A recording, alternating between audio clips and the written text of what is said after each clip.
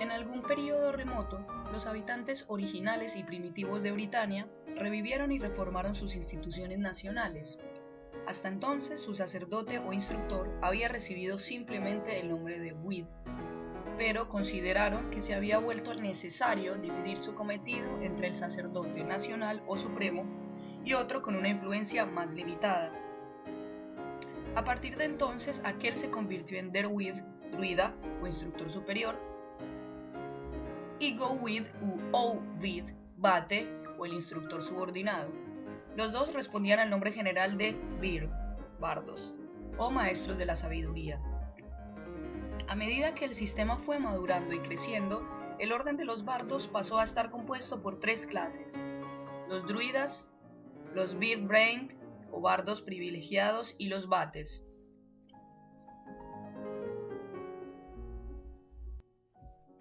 El origen de la palabra druida es objeto de controversia. Max Muller cree que, como la palabra irlandesa druid significa el hombre de los robles. Además, llama la atención al hecho de que los griegos llamaban dríades a los dioses de los bosques y las divinidades de los árboles. Algunos creen que la palabra tiene origen teutónico y otros la atribuyen a los galeses. Unos pocos la remontan al gaélico druid, que significaba hombre sabio o hechicero. En sánscrito, la palabra dru quiere decir árbol.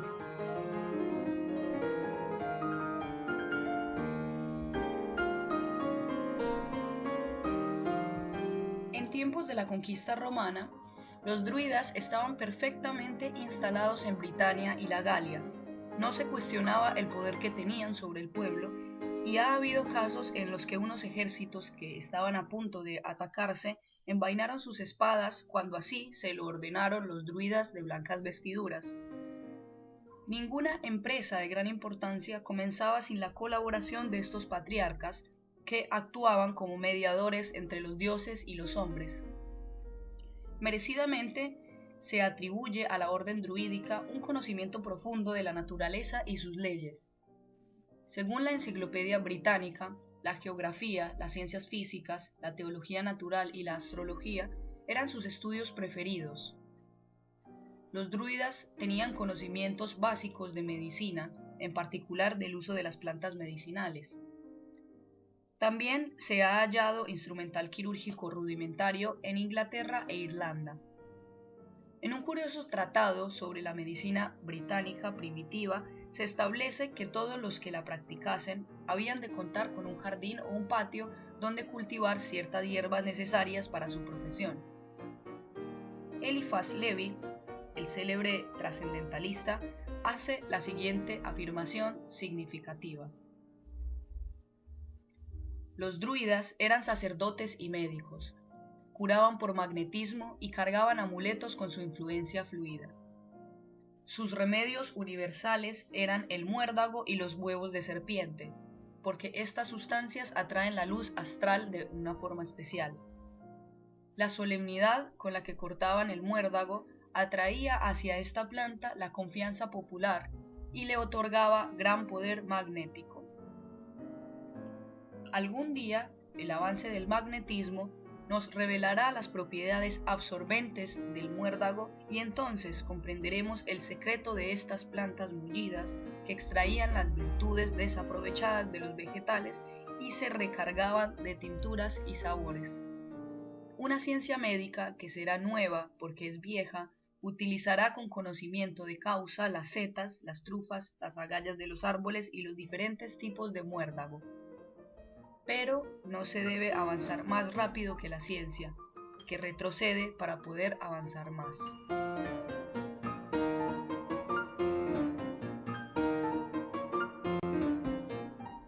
El muérdago no solo era sagrado como símbolo del remedio universal o panacea, sino también porque crecía en el roble. A través del símbolo del roble, los druidas adoraban a la divinidad suprema y por consiguiente, todo lo que creciera en este árbol era sagrado para ella. En determinadas épocas del año, según la posición del sol, la luna y las estrellas, el archidruida trepaba al roble y cortaba el muérdago con una hoz dorada destinada a tal fin. La planta parásita se envolvía en telas blancas que se utilizaban precisamente para la ocasión, es decir, para que no tocara la tierra y se contaminara con las vibraciones terrestres. Por lo general, se sacrificaba un toro blanco debajo del árbol. Los druidas eran iniciados de una escuela secreta que existía entre ellos. Esta escuela, muy semejante a los misterios báquicos y los eleusinos de Grecia o a los ritos egipcios de Isis y Osiris, se designa justamente con el nombre de misterios druídicos. Mucho se ha especulado con respecto a la sabiduría secreta que los druidas afirman poseer. Sus enseñanzas secretas no se escribieron jamás, sino que se transmitían de forma oral a los candidatos preparados especialmente. Robert Brown, del grado 32, opina que los sacerdotes británicos obtuvieron su información de los navegantes tirios y fenicios que, miles de años antes de la era cristiana, establecieron colonias en Britania y la Galia mientras buscaban estaño. Thomas Maurice, en su Indian Antiquities, diserta largamente sobre las expediciones fenicias, cartaginesas y griegas que iban a las islas británicas en busca de estaño. Otros opinan que los misterios celebrados por los druidas eran de origen oriental, posiblemente budista.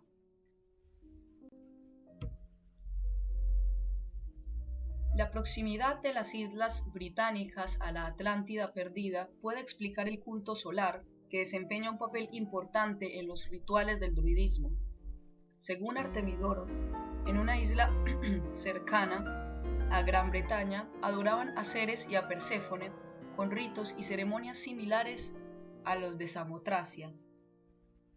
No cabe duda de que el panteón druídico incluye gran cantidad de deidades griegas y romanas, lo cual dejó pasmado a César durante su conquista de Britania y la Galia y lo hizo afirmar que aquellas tribus adoraban a Mercurio, Apolo, Marte y Júpiter de una manera similar a la de los países latinos.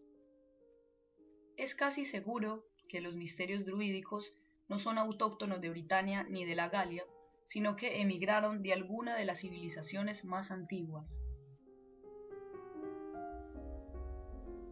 La escuela de los druidas se dividía en tres partes distintas, y las enseñanzas secretas que representaban son prácticamente las mismas que los misterios ocultos tras las alegorías de la logia azul masónica. La inferior de estas tres divisiones era la del vate, o vid, un grado honorario que no requería ninguna purificación ni preparación especial. Los vates vestían de verde, el color druídico del conocimiento, y tenían que saber un poco de medicina, astronomía, poesía en la medida de lo posible, y a veces música. Un vate era una persona admitida en la orden druídica por su excelencia general y su conocimiento superior acerca de los problemas de la vida. La segunda división era la del bardo, bird, cuyos miembros vestían de azul celeste para representar la armonía y la verdad. Les correspondía la tarea de memorizar, al menos en parte, los 20.000 versos de la poesía sagrada druídica.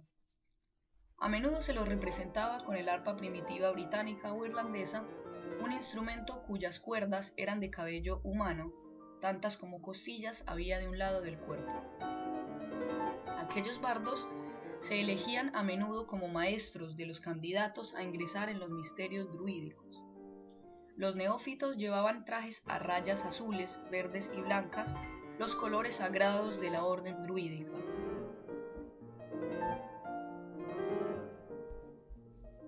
Para alcanzar la posición elevada de archidruida, o jefe espiritual de la organización, el sacerdote tenía que superar los 6 grados sucesivos de la orden druídica. Los miembros de los distintos grados se distinguían por el color de su faja, porque todos llevaban vestiduras blancas. Algunos autores opinan que el título de archidruida era hereditario y que pasaba de padres a hijos, aunque es más probable que el honor se concediera por votación. Su titular era elegido entre los miembros más sabios de los grados druídicos superiores por sus virtudes y su integridad. Según James Gardner, en Britania solía haber dos archidruidas, uno que residía en la isla de Anglesey y el otro en la isla de Man. Se supone que había otros en la Galia.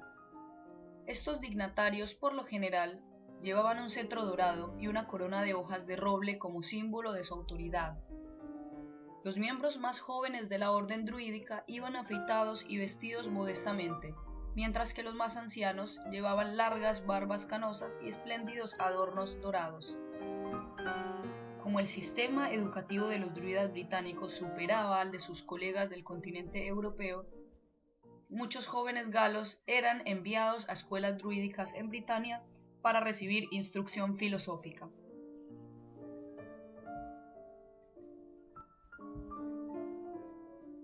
Eliphas Levi afirma que los druidas vivían en rigurosa abstinencia, estudiaban las ciencias naturales, guardaban el secreto más estricto y solo admitían nuevos miembros después de prolongados períodos de prueba. Muchos de los sacerdotes de la orden vivían en edificios bastante similares a los monasterios actuales. Se reunían en grupos, como los ascetas del lejano oriente. Aunque el celibato no era obligatorio, pocos contraían matrimonio. Muchos de los druidas se retiraban del mundo y vivían como ermitaños en cuevas, en casas toscas de piedra o en pequeñas chozas en medio de algún bosque, donde oraban y meditaban, y de las que solo salían para cumplir sus obligaciones religiosas.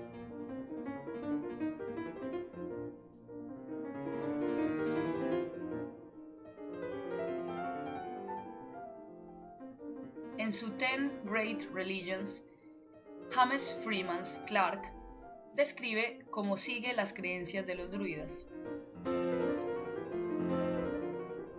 Los druidas creían en tres mundos y en la transmigración de uno a otro, un mundo superior a este en el cual reinaba la felicidad, un mundo inferior de desdicha y el estado actual. Esta transmigración servía para castigar y recompensar, y también para purificar el alma. En el mundo presente, decían, el bien y el mal están tan bien equilibrados que el hombre tiene la máxima libertad y puede elegir o rechazar ambos.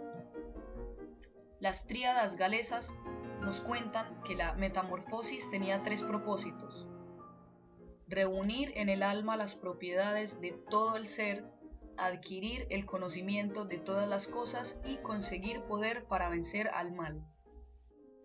También hay, dicen, tres tipos de conocimiento: el conocimiento del nombre de cada cosa, el de su causa y el de su influencia. Hay tres cosas que decrecen constantemente: la oscuridad, la falsedad y la muerte. Y hay tres que crecen constantemente: la luz, la vida y la verdad.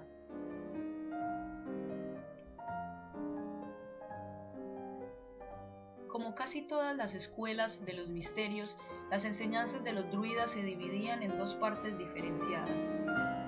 La más sencilla, un código moral, se enseñaba a todo el mundo, mientras que la doctrina esotérica más profunda solo se presentaba a los sacerdotes iniciados. Para ingresar en la orden, el candidato tenía que ser de buena familia y de moral intachable. No se le confiaban secretos importantes hasta que no hubiese sido tentado de muchas formas y la fortaleza de su carácter no hubiese sido sometida a duras pruebas. Los druidas enseñaron a los pueblos de Britania y la Galia acerca de la inmortalidad del alma. Creían en la transmigración y, aparentemente, en la reencarnación. Pedían prestado en una vida y prometían devolver en la siguiente. Creían en un infierno purificador en el que expiarían sus pecados para pasar después a la felicidad de la unidad con los dioses. Los druidas enseñaban que todos los hombres se salvarían, pero que algunos debían regresar a la tierra varias veces para aprender las lecciones de la vida humana y para vencer el mal inherente en su propia naturaleza.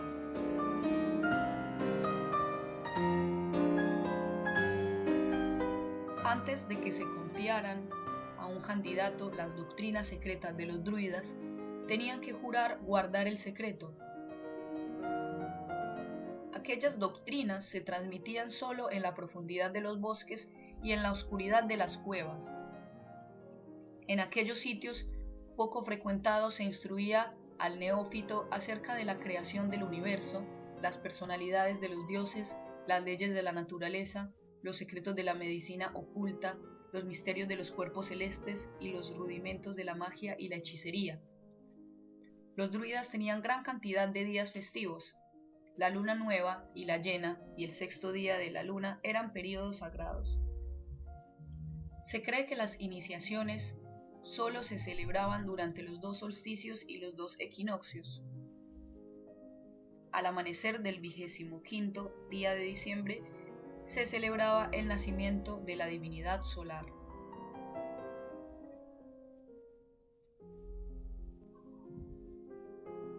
Según algunos, las enseñanzas secretas de los druidas están teñidas de la filosofía pitagórica. Los druidas tenían una virgen madre con un niño en los brazos que era sagrada para sus misterios y su divinidad solar resucitaba en la misma época del año en la que los cristianos actuales celebran la Pascua.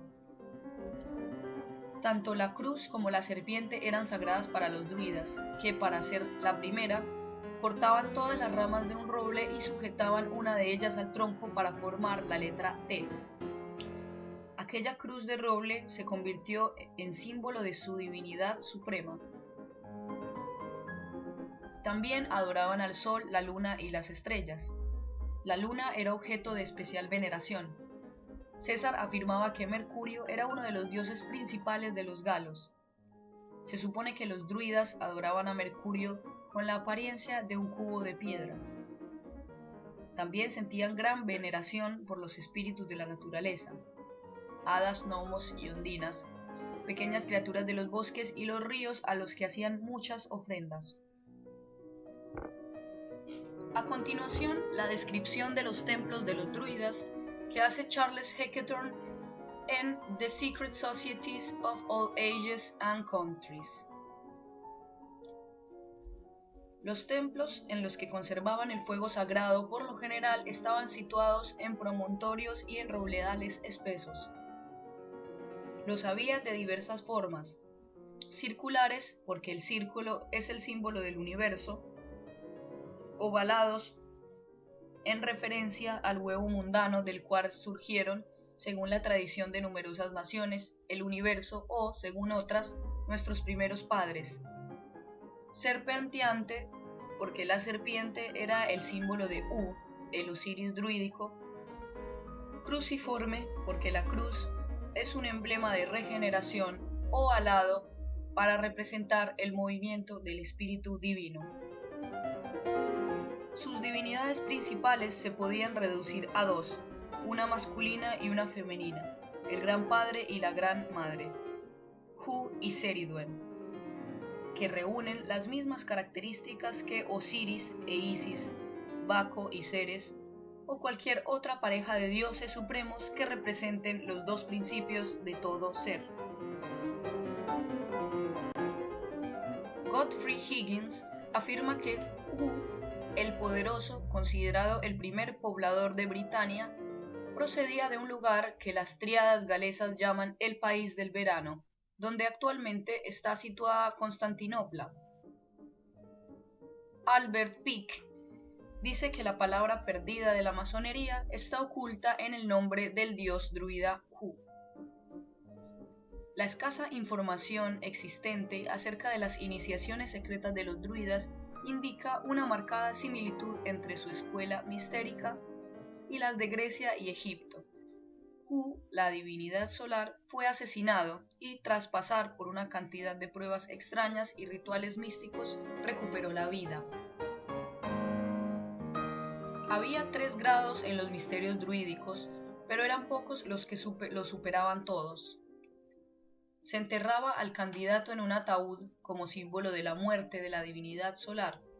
Sin embargo, la prueba suprema consistía en echarlo al mar en una barca abierta. Muchos perdieron la vida en esta prueba. Taliesin, un erudito antiguo que pasó por todos los misterios, describe la iniciación de la barca abierta en The Origin of Pagan Idolatry de Faber.